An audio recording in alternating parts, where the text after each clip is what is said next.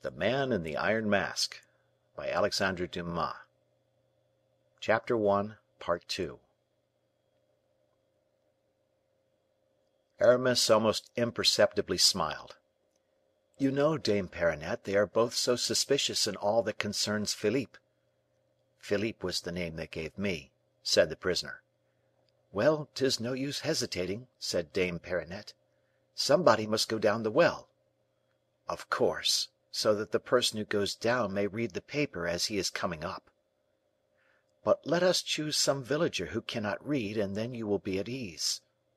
"Granted. But will not any one who descends guess that a paper must be important for which we risk a man's life? However, you have given me an idea, Dame Perronnette. Somebody shall go down the well, but that somebody shall be myself." But at this notion Dame Perronnette lamented and cried in such a manner, and so implored the old nobleman, with tears in her eyes, that he promised her to obtain a ladder long enough to reach down, while she went in search of some stout-hearted youth, whom she was to persuade that a jewel had fallen into the well, and that this jewel was wrapped in a paper. "And as paper," remarked my preceptor, "naturally unfolds in water, the young man would not be surprised at finding nothing, after all, but the letter wide open." "But perhaps the writing will be already effaced by that time," said Dame Perronnette. "No consequence, provided we secure the letter. On returning it to the queen, she will see at once that we have not betrayed her, and consequently, as we shall not rouse the distrust of Mazarin, we shall have nothing to fear from him." Having come to this resolution, they parted. I pushed back the shutter, and seeing that my tutor was about to re enter, I threw myself on my couch, in a confusion of brain caused by all I had just heard. My governor opened the door a few minutes after, and thinking I was asleep, gently closed it again. As soon as ever it was shut, I rose, and listening, heard the sound of retiring footsteps. Then I returned to the shutters, and saw my tutor and Dame Perronnette go out together. I was alone in the house. They had hardly closed the gate before I sprang from the window and ran to the well. Then, just as my governor had leaned over, so leaned I. Something white and luminous glistened in the green and quivering silence of the water. The brilliant disk fascinated and allured me. My eyes became fixed, and I could hardly breathe. The well seemed to draw me downwards with its slimy mouth and icy breath, and I thought I read, at the bottom of the water, characters of fire traced upon the letter the queen had touched. Then, scarcely knowing what I was about, and urged on by one of those instinctive impulses which drive men to destruction, I lowered the cord from the windlass of the well to within 3 feet of the water, leaving the bucket dangling, at the same time taking infinite pains not to disturb that coveted letter, which was beginning to change its white tint for the hue of chrysoprase, proof enough that it was sinking, and then, with the rope weltering in my hands, slid down into the abyss. When I saw myself hanging over the dark pool, when I saw the sky lessening above my head, a cold shudder came over me, a chill fear got the better of me. I was seized with giddiness, and the hair rose on my head, but my strong will still reigned supreme over all the terror and disquietude.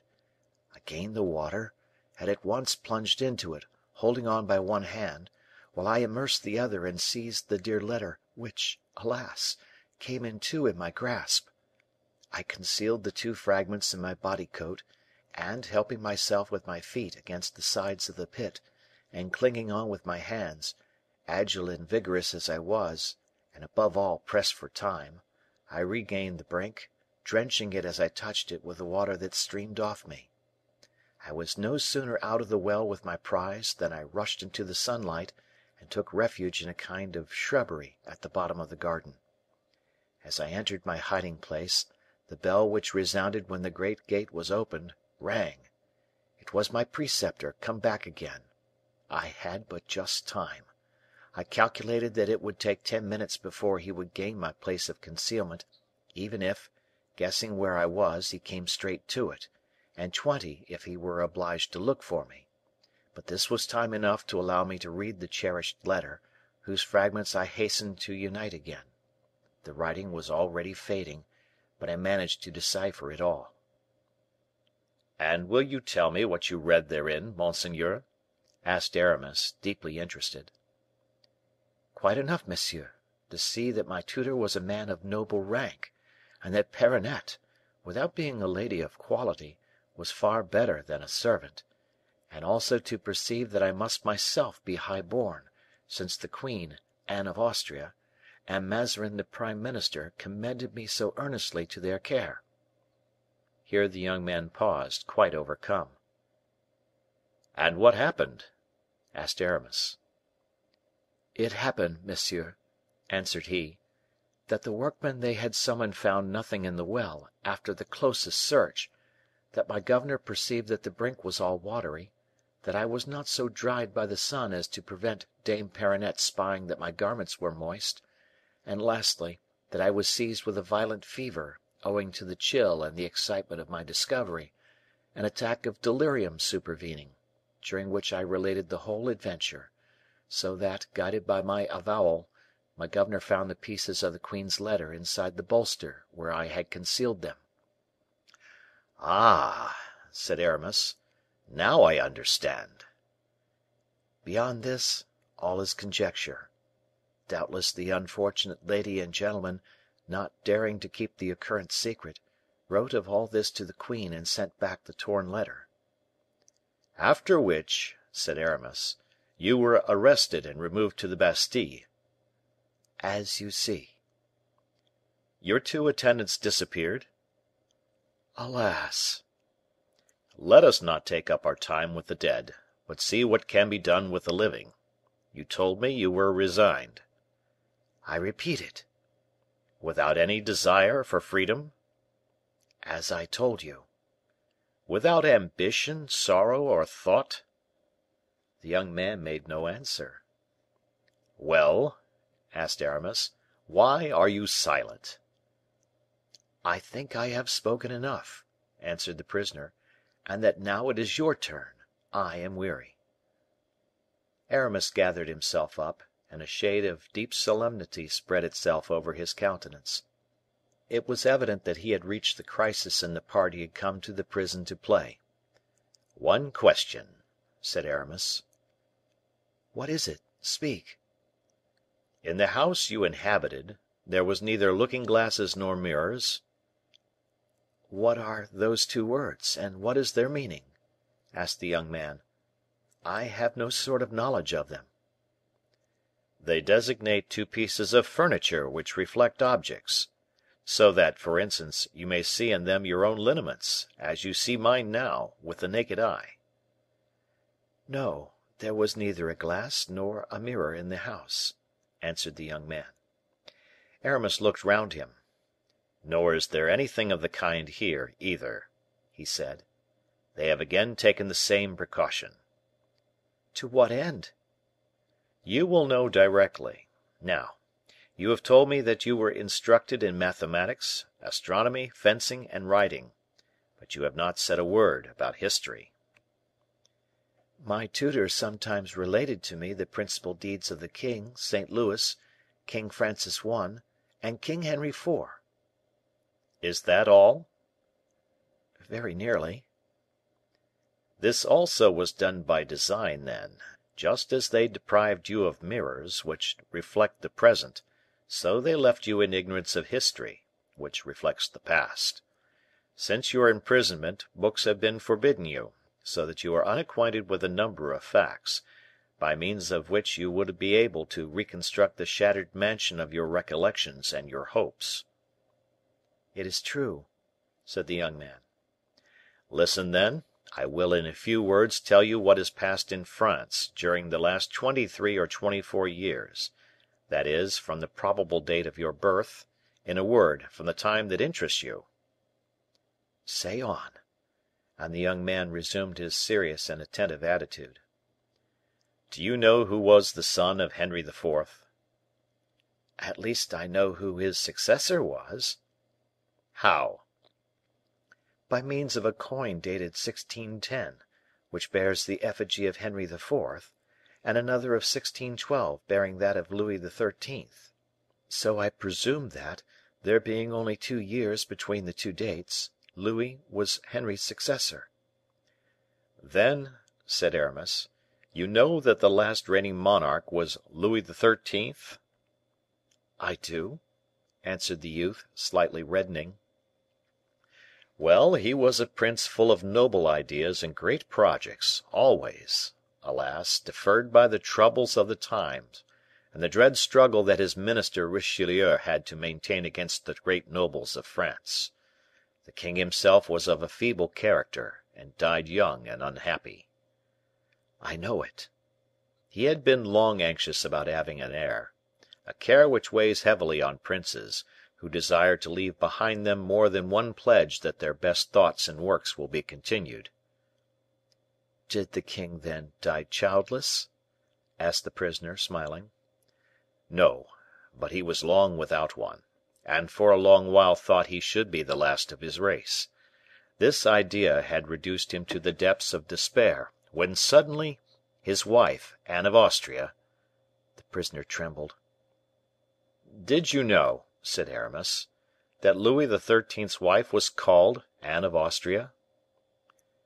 "Continue," said the young man, without replying to the question. "When suddenly," resumed Aramis, "the queen announced an interesting event. There was great joy at the intelligence, and all prayed for her happy delivery. On the 5th of September, 1638, she gave birth to a son." Here Aramis looked at his companion, and thought he observed him turning pale.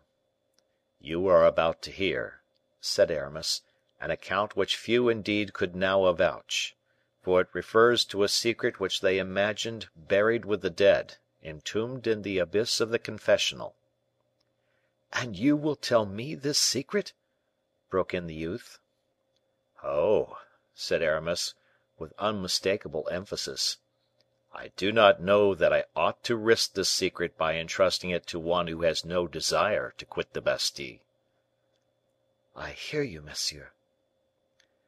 "The queen, then, gave birth to a son; but while the court was rejoicing over the event, when the king had shown the newborn child to the nobility and people, and was sitting gaily down to table to celebrate the event, the queen, who was alone in her room, was again taken ill, and gave birth to a second son." "Oh!" said the prisoner, betraying a more bitter acquaintance with affairs than he had owned to, "I thought that monsieur was only born in—" Aramis raised his finger. "Permit me to continue," he said. The prisoner sighed impatiently, and paused. "Yes," said Aramis, "the queen had a second son, whom Dame Perronnette, the midwife, received in her arms." "Dame Perronnette," murmured the young man. "They ran at once to the banqueting room, and whispered to the king what had happened. He rose and quitted the table. But this time it was no longer happiness that his face expressed, but something akin to terror. The birth of twins changed into bitterness the joy to which that of an only son had given rise, seeing that in France, a fact you are assuredly ignorant of, it is the oldest of the king's sons who succeeds his father." "I know it." "And that the doctors and jurists assert that there is a ground for doubting whether the son that first makes his appearance is the elder by law of heaven and of nature." The prisoner uttered a smothered cry, and became whiter than the coverlet under which he hid himself. "Now you understand," pursued Aramis, "that the king, who with so much pleasure saw himself repeated in one, was in despair about two, fearing that the second might dispute the first claim to seniority, which had been recognized only 2 hours before, and so this second son, relying on party interests and caprices, might one day sow discord and engender civil war throughout the kingdom, by these means destroying the very dynasty he should have strengthened." "Oh, I understand, I understand," murmured the young man. "Well," continued Aramis, "this is what they relate, what they declare. This is why one of the queen's 2 sons, shamefully parted from his brother, shamefully sequestered, is buried in profound obscurity. This is why that second son has disappeared, and so completely that not a soul in France, save his mother, is aware of his existence." "Yes, his mother, who has cast him off," cried the prisoner in a tone of despair. "Except also," Aramis went on, "the lady in the black dress, and finally, excepting yourself, is it not? You who come and relate all this, you who rouse in my soul curiosity, hatred, ambition, and perhaps even the thirst of vengeance, except you, monsieur, who, if you are the man to whom I expect, whom the note I have received applies to, whom, in short, Heaven ought to send me, must possess about you—" "What?" asked Aramis. "A portrait of the king, Louis XIV., who at this moment reigns upon the throne of France." "Here is the portrait," replied the bishop, handing the prisoner a miniature in enamel, on which Louis was depicted lifelike, with a handsome, lofty mien. The prisoner eagerly seized the portrait and gazed at it with devouring eyes. "And now, monseigneur," said Aramis, "here is a mirror." Aramis left the prisoner time to recover his ideas. So high, murmured the young man, eagerly comparing the likeness of Louis with his own countenance reflected in the glass. "What do you think of it?" at length said Aramis. "I think that I am lost," replied the captive. "The king will never set me free." "And I demand to know," added the bishop, fixing his piercing eyes significantly upon the prisoner, "I demand to know which of these two is king, the one this miniature portrays, or whom the glass reflects?" "The king, monsieur," sadly replied the young man, "is he who is on the throne, who is not in prison, and who, on the other hand, can cause others to be entombed there. Royalty means power, and you behold how powerless I am." "Monseigneur," answered Aramis, with a respect he had not yet manifested, "the king, mark me, will, if you desire it, be the one that, quitting his dungeon, shall maintain himself upon the throne, on which his friends will place him." "Tempt me not, monsieur," broke in the prisoner, bitterly. "Be not weak, monseigneur," persisted Aramis. "I have brought you all the proofs of your birth; consult them. Satisfy yourself that you are a king's son. It is for us to act." "No, no, it is impossible." "Unless, indeed," resumed the bishop, ironically, "it be the destiny of your race, that the brothers excluded from the throne should be always princes void of courage and honesty, as was your uncle, M. Gaston d'Orleans, who 10 times conspired against his brother Louis XIII." "What!" cried the prince, astonished. "My uncle Gaston conspired against his brother, conspired to dethrone him?" "Exactly, monseigneur; for no other reason, I tell you the truth." "And he had friends, devoted friends?" "As much so as I am to you." "And after all, what did he do?" "Failed." "He failed, I admit; but always through his own fault, and for the sake of purchasing, not his life, for the life of the king's brother is sacred and inviolable, but his liberty. He sacrificed the lives of all his friends, one after another. And so, at this day, he is a very blot on history, the detestation of 100 noble families in this kingdom." "I understand, monsieur. Either by weakness or treachery, my uncle slew his friends." "By weakness, which in princes is always treachery." "And cannot a man fail, then, from incapacity and ignorance? Do you really believe it possible that a poor captive such as I, brought up, not only at a distance from the court, but even from the world, do you believe it possible that such a one could assist those of his friends who should attempt to serve him? and as Aramis was about to reply, the young man suddenly cried out, with a violence which betrayed the temper of his blood, "We are speaking of friends, but how can I have any friends? I whom no one knows, and have neither liberty, money, nor influence to gain any." "I fancy I had the honor to offer myself to your royal highness." "Do not style me so, monsieur; 'tis either treachery or cruelty. Bid me not think of aught beyond these prison walls, which so grimly confine me; let me again love, or at least submit to my slavery and my obscurity."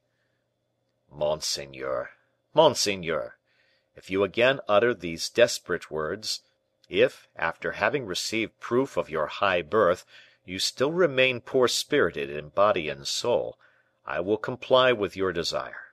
I will depart, and renounce forever the service of a master to whom so eagerly I came to devote my assistance and my life." "Monsieur," cried the prince, "would it not have been better for you to have reflected, before telling me all that you have done, that you have broken my heart forever?" "And so I desire to do, monseigneur." "To talk to me about power, grandeur, ay, and to prate of thrones! Is a prison the fit place? You wish to make me believe in splendor, and we are lying lost in night. You boast of glory, and we are smothering our words in the curtains of this miserable bed. You give me glimpses of power absolute, whilst I hear the footsteps of the ever watchful jailer in the corridor, that step which, after all, makes you tremble more than it does me. To render me somewhat less incredulous, free me from the Bastile. Let me breathe the fresh air. Give me my spurs and trusty sword, then we shall begin to understand each other." "It is precisely my intention to give you all this, monseigneur, and more. Only, do you desire it?" "A word more," said the prince. "I know there are guards in every gallery, bolts to every door, cannon and soldiery at every barrier. How will you overcome the sentries, spike the guns? How will you break through the bolts and bars?" "Monseigneur, how did you get the note which announced my arrival to you?" "You can bribe a jailer for such a thing as a note." "If we can corrupt one turnkey, we can corrupt 10." "Well, I admit that it may be possible to release a poor captive from the Bastile; possible so to conceal him that the king's people shall not again ensnare him; possible, in some unknown retreat, to sustain the unhappy wretch in some suitable manner." "Monseigneur," said Aramis, smiling. "I admit that, whoever would do this much for me would seem more than mortal in my eyes. But as you tell me I am a prince, brother of the king, how can you restore me the rank and power which my mother and my brother have deprived me of? And as to effect this, I must pass a life of war and hatred. How can you cause me to prevail in those combats, render me invulnerable by my enemies? Ah, monsieur, reflect on all this. Place me, to morrow, in some dark cavern at a mountain's base, yield me the delight of hearing in freedom sounds of the river, plain, and valley, of beholding in freedom the sun of the blue heavens, or the stormy sky, and it is enough. Promise me no more than this, for, indeed, more you cannot give, and it would be a crime to deceive me, since you call yourself my friend." Aramis waited in silence. "Monseigneur," he resumed, after a moment's reflection, "I admire the firm, sound sense which dictates your words. I am happy to have discovered my monarch's mind." "Again, again! Oh God, for mercy's sake!" cried the prince, pressing his icy hands upon his clammy brow, "do not play with me. I have no need to be a king to be the happiest of men." "But I, monseigneur, wish you to be a king for the good of humanity." "Ah!" said the prince, with fresh distrust inspired by the word. "Ah! With what, then, has humanity to reproach my brother?" I forgot to say, monseigneur, that if you would allow me to guide you, and if you consent to become the most powerful monarch in Christendom, you will have promoted the interests of all the friends whom I devote to the success of your cause, and these friends are numerous." "Numerous?" "Less numerous than powerful, monseigneur." "Explain yourself." "It is impossible. I will explain, I swear before Heaven, on that day that I see you sitting on the throne of France." "But my brother?" "You shall decree his fate. Do you pity him?" "Him, who leaves me to perish in a dungeon? No, no, for him I have no pity." "So much the better." "He might have himself come to this prison, have taken me by the hand, and have said, 'My brother, Heaven created us to love, not to contend with one another. I come to you. A barbarous prejudice has condemned you to pass your days in obscurity, far from mankind, deprived of every joy. I will make you sit down beside me, I will buckle round your waist our father's sword. Will you take advantage of this reconciliation to put down or restrain me? Will you employ that sword to spill my blood?' Oh, never! I would have replied to him. I look on you as my preserver, I will respect you as my master. You give me far more than Heaven bestowed, for through you I possess liberty, and the privilege of loving and being loved in this world." "And you would have kept your word, monseigneur?" "On my life! While now that I have guilty ones to punish." "In what manner, monseigneur?" "What do you say as to the resemblance that Heaven has given me to my brother?" "I say that there was in that likeness a providential instruction which the king ought to have heeded. I say that your mother committed a crime in rendering those different in happiness and fortune, whom nature created so startlingly alike, of her own flesh, and I conclude that the object of punishment shall be only to restore the equilibrium." "By which you mean?" "That if I restore you to your place on your brother's throne, he shall take yours in prison." "Alas! there's such infinity of suffering in prison, especially it would be so for one who has drunk so deeply of the cup of enjoyment." "Your royal highness will always be free to act as you may desire, and if it seems good to you, after punishment, you will have it in your power to pardon." "Good. And now, are you aware of one thing, monsieur?" "Tell me, my prince." "It is that I will hear nothing further from you till I am clear the Bastile." "I was going to say to your highness that I should only have the pleasure of seeing you once again." "And when?" "The day when my prince leaves these gloomy walls." "Heavens! How will you give me notice of it?" "By myself coming to fetch you." "Yourself?" "My prince, do not leave this chamber save with me; or, if in my absence you are compelled to do so, remember that I am not concerned in it." "And so I am not to speak a word of this to any one whatever, save to you?" "Save only to me." Aramis bowed very low.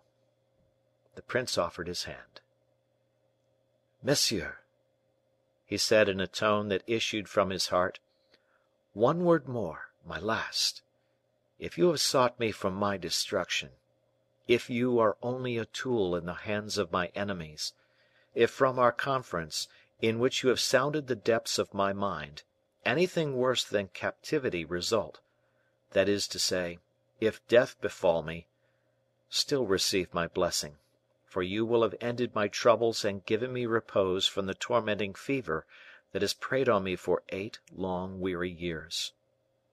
"Monseigneur, wait the results ere you judge me," said Aramis. "I say that, in such a case, I bless and forgive you.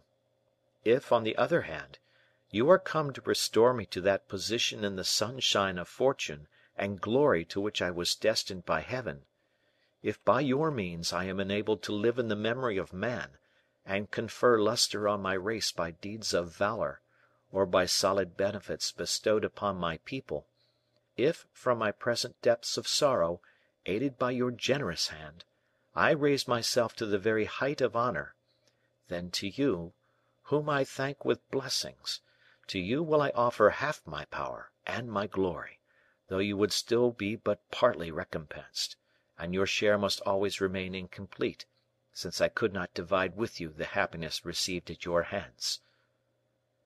"Monseigneur," replied Aramis, moved by the pallor and excitement of the young man, "the nobleness of your heart fills me with joy and admiration. It is not you who will have to thank me, but rather the nation whom you will render happy, the posterity whose name you will make glorious. Yes, I shall indeed have bestowed upon you more than life. I shall have given you immortality." The prince offered his hand to Aramis, who sank upon his knee and kissed it. "It is the first act of homage paid to our future king," said he. "When I see you again, I shall say, 'Good day, sire.'" "Till then," said the young man, pressing his wan and wasted fingers over his heart, "till then, no more dreams, no more strain on my life; my heart would break. Oh, monsieur, how small is my prison, how low the window, how narrow are the doors! To think that so much pride, splendor, and happiness should be able to enter in and to remain here!" "Your royal highness makes me proud," said Aramis, "since you infer it is I who brought all this." And he rapped immediately on the door. The jailer came to open it with Baisemeaux, who, devoured by fear and uneasiness, was beginning, in spite of himself, to listen at the door. Happily, neither of the speakers had forgotten to smother his voice, even in the most passionate outbreaks. "What a confessor!" said the governor, forcing a laugh. "Who would believe that a compulsory recluse, a man as though in the very jaws of death, could have committed crimes so numerous and so long to tell of?" Aramis made no reply. He was eager to leave the Bastile, where the secret which overwhelmed him seemed to double the weight of the walls. As soon as they reached Baisemeaux's quarters, "Let us proceed to business, my dear governor," said Aramis. "Alas!" replied Baisemeaux. "You have to ask me for my receipt of 150,000 livres," said the bishop. "And to pay over the first third of the sum," added the poor governor, with a sigh, taking 3 steps toward his iron strong box. "Here is the receipt," said Aramis. "And here is the money," returned Baisemeaux, with a threefold sigh. "The order instructed me only to give a receipt; it said nothing about receiving the money," rejoined Aramis. "Adieu, monsieur le governeur." And he departed, leaving Baisemeaux almost more than stifled with joy and surprise at this regal present so liberally bestowed by the confessor extraordinary to the Bastile. Chapter 2.